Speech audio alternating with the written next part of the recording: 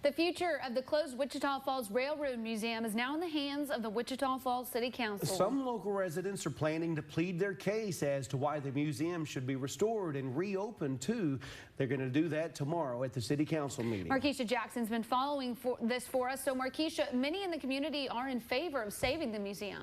Yeah, Lauren, they are. People don't want to see it go, especially the team at one law firm downtown. They're interested in the entire museum being saved because, well, the museum is basically in their backyard.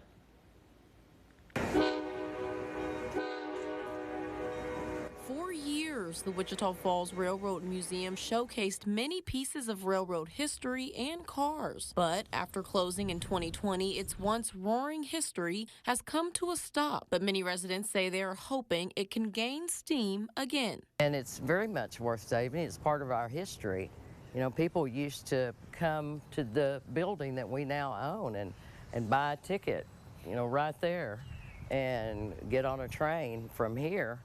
And that's a part of Wichita Falls. Cindy Shank is a lawyer at Shank and Haynes Law Firm, and where their firm is located, well, they are neighbors to what was the Wichita Falls Railroad Museum, even having a key that allowed them to give us access onto the museum's property to take a look around. Well, we purchased the building in 2018, and people often stop by and think that our building, a law office, is the Railroad Museum. She says there is still interest in the museum, and if it could just get some TLC, it could be a good thing for the city. A message one of the main people in support of this, City Councilor Steve Jackson, agrees with. I've had people contact me about, you know, maybe renting out some of the cars for Airbnb, rebuild them, you know.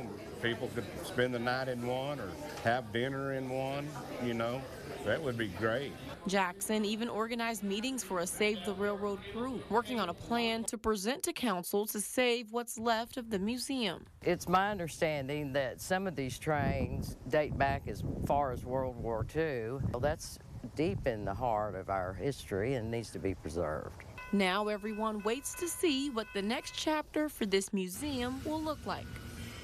At tomorrow's council meeting, councilors will discuss the Museum of North Texas history, taking possession of smaller artifacts from the museum, while the city determines the fate of the cars and engines. They will, of course, hear from several community members on the matter. It's going to be interesting to see how that meeting goes. Okay, Markeisha, thanks so much for the heads up.